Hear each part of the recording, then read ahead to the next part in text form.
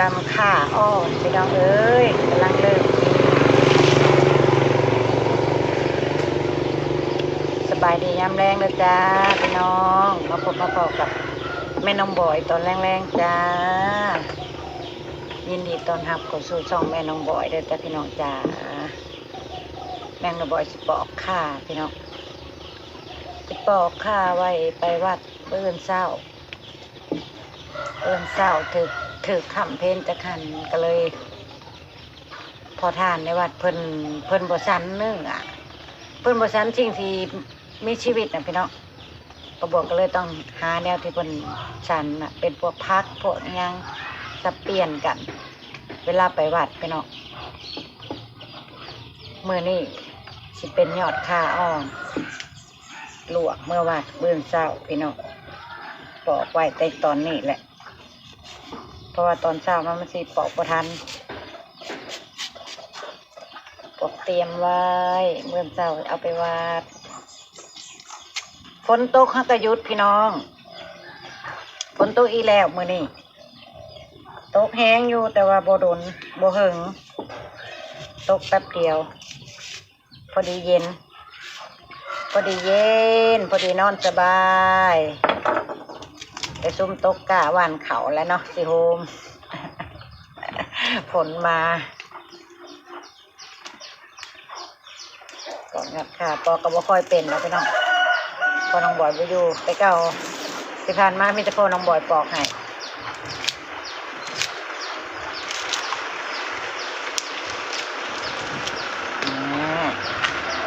อ่อนๆเลย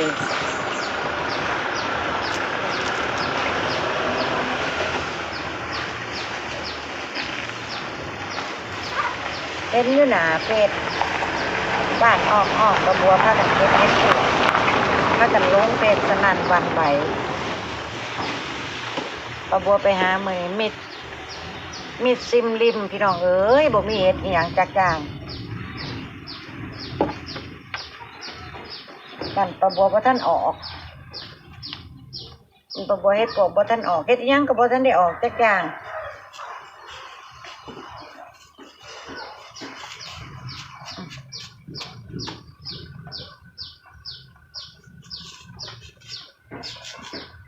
ปอกข่าในกระปวนเพิ่นปอกเป็นคือพ่อน้องบอยแล้วเพิ่นปอกแป๊บเดียวแต่กระบวนคงสิใส่เวลาโดนเลย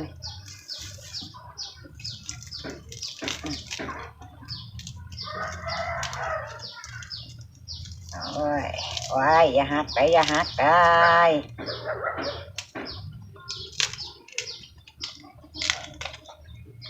ตอนแรกจักสิเฮ็ดหยังสู่ลูกเป็นละพี่น้องเอ้ยยังคิดบ่ออกอยู่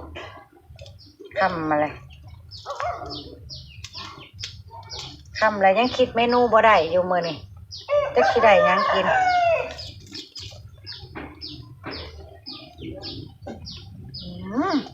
บอกมาแล้วยังงามนี่พี่น้องงามลวก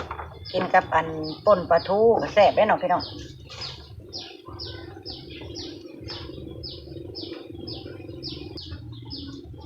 ชั่วโมงหนึ่งสิแล้วบอกประบวย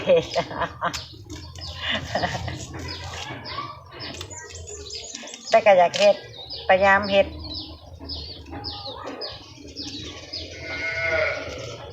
เพื่อเอาไปวัดเนาะพี่น้อง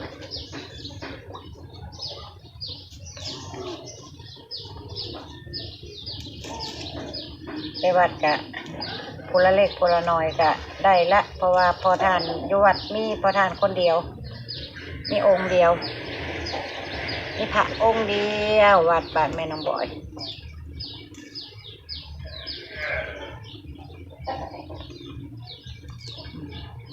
หัวอ่อนๆมันหัวอ่อนๆมันโอ้ยอ่อนดีขนาดพี่น้องเอ้ย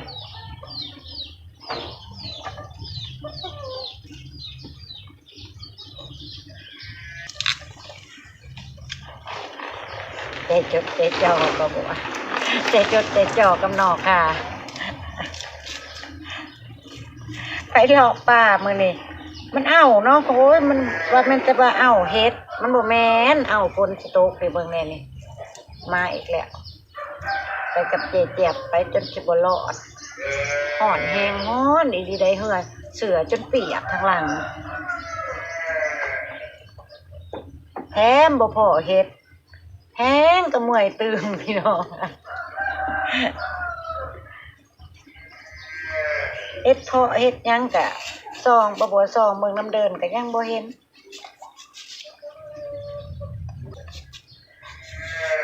ยังว่าแล้วเนาะฝนเพิ่งตกพี่น้องบ้านประบัวนะเพิ่งตก2 รอบนี่ที่ว่าแห้งแน่ที่ดินมันชุ่มมันชื้นแน่นะทางอื่นก็จะไปตกหลายรอบแหละเลยต้องมันออกกับอีกอย่างหนึ่งป่าเขาเจ้ากะสิอุดมสมบูรณ์กว่าป่าบ้านประบัวเนี่ยป่าบ้านประบัวนะโอ้ยป่าน้อยๆเลาะแคมหวยนะพี่น้องต้นไม้ต้นโตก็เขาเจ้าตัดเขาเจ้าอันนั้นไปจนมันสิเบิดเลยนะมันสิบ่มีอีหยังเลยนะ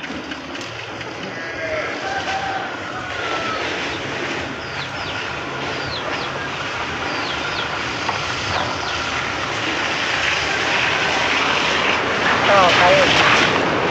4-5 ปีมันสิมีหม่องหาเฮ็ดให้หาบ่จะฟ้องให้จะฟ้องหน้าเขาเจ้าก็เริ่มอันเบิกป่าเบิกยางเฮ็ดให้เฮ็ดหน้าแล้วป่ามึงเฮ็ดหาเฮ็ดก็ได้พี่น้อง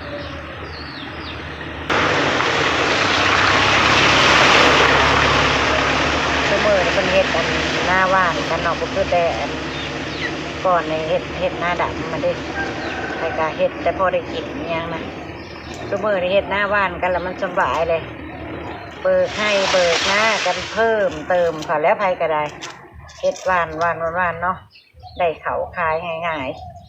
ๆวานไหวแต่คุณใจปุ้ยก็รอเกี่ยวรอตัดอย่างเดียว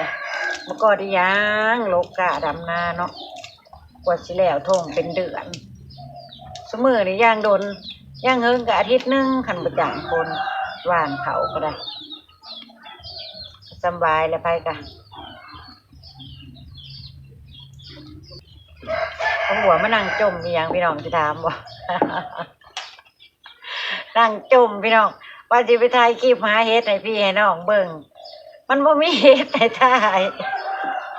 ก็เลยนั่งจมบาดนี่นั่งจมให้พี่ให้น้องฟัง ตั้งความหวังไว้สูงโพดบ่ตั้งความหวังไว้สูงโพดเลยบ่พออีหยังจ้อยก็เลยผิดหวังเนาะพี่น้อง ว่าแม่นไปเลยสิอันยืนใส่ลายให้เห็นเฮ็ดก็ได้ว่ามีอีหยังจักอย่างกับสิคุดแมงกินูนกะนี่แต่ห้องห้อยก็เจ้าคุด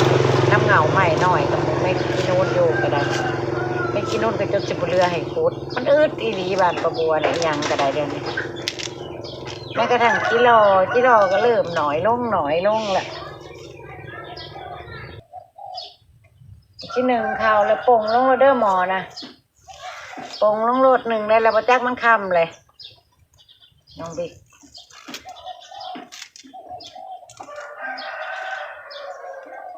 บ่แน่ก็บอกอาชีพหนึ่งไว้เลยแต่ตอนนี้แหละเข้าตู้เย็นไว้เบื้อเช้าก็เอาเมื่อวัดโหลดจะง่ายน้องบิ๊กหนึ่งเขาแล้วกันหนึ่งต่อ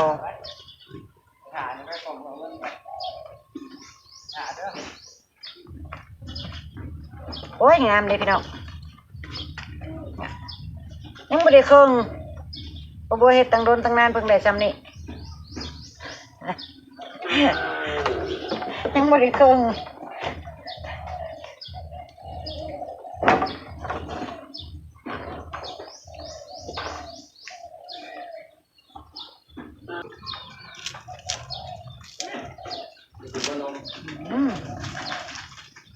ถนุถนอมยันเพิ่นฮักถนุถนอมยันเพิ่นฮัก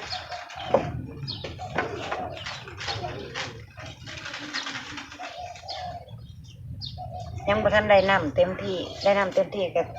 ใหญ่กว่านี้นิดนึง อยจะให้บ่อย บอยไปเอาเครื่องขายให้แม่ เอา เห็นแล้วเหรอ ค่าน้ำมันมันเนี่ย40 บาท ค่าน้ำมันโอ้โอ้ค่าน้ำมันไปค่าน้ำมันรถน้องบอยไปทำงานน้ำเพลินอะไรพี่น้องไปยามรถ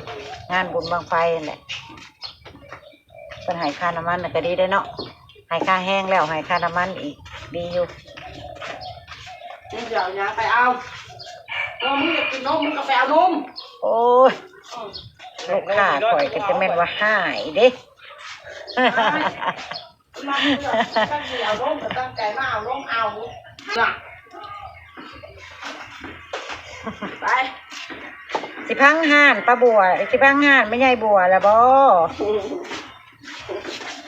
เนี่ยกินแล้วเนี่ยบอกนะ สิปอกข้าไว้เมื่อวานนั่นแหละนี่นะ เออ เปลี่ยนแน่เปลี่ยนแนวบ้าง เรียนมากินไหมเนาะ โดย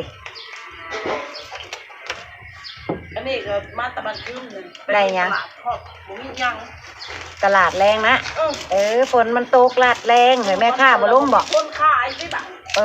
ฝนตกลาดแรงตลาดแรงกับพี่น้องเขาเจ้าก็ ทั้ง มา ใน ลง ประเทศเนาะอยู่ในบ้านข้างเรื่องก่อนผมมีคนน่ะ ว้าวยังกะ เพราะจะแช่น่ะหัวบริมีน้ำได้ ว้าวยังกับปลาไหล นี่บ้านเดียวกันแท้ๆฝนบ่ตกบางแน่ละเว้าอยู่เฮือนลาวน่ะพี่น้อง เอาเนาะอันเขาว่าคนน่ะมันสิมาเดี๋ยวนี้เนาะคนน่ะมันสิมาเดี๋ยวนี้ได้ ที่มันจะเข้าทางหน้าพวก ทั้งบ้านใน บ้านพวกแหละเพราะว่าคอยน่ะคอยนั่งอยู่ด้านน่ะเอาแล้วคอยคือเป็นพ่อไอ้อยู่พลคนน่ะ เอาหัวบ้านเฮือนลาวน่ะบ่มีฝนพี่น้องบัดเฮือนแม่น้องบัวแม่น้องบอยไปเบิ่งแหน่ฝน เบิ่งเอาเขาคือเปียกเขาว่า ป้าจะน้ำไหลมันหักบ่จืดบ่โดดนะเด้พี่น้องมัน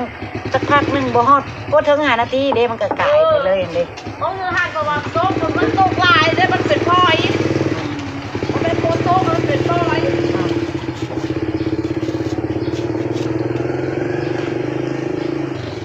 เบิ่งแหน่ฝนตกบ่ทั่วฟ้าเนาะมันบ่แม่นบ่ทั่วฟ้าเลยนะมันบ่ทั่วบ้าน เอิ้นว่าฝนตกบ่ทั่วบ้านพี่น้องยังเลยที่เพิ่นเขาบ่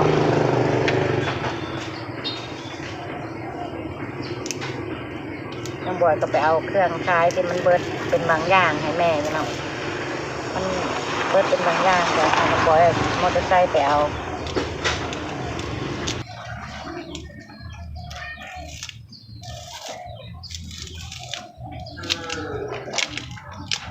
ง่าอันสุดท้ายพี่น้องอันสุดท้ายแล้ว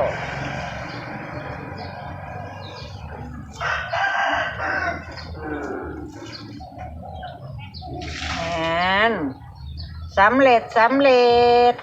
โซฟีโซน้องก่อนโซฟีโซน้องก่อนเด้องามบ่ยอดขาอ่อนป่าบัวผู้ใดมักกินพี่น้องสุดยอดเนี่ยเป็นบ่งามคักงามแน่บอกมาแล้ว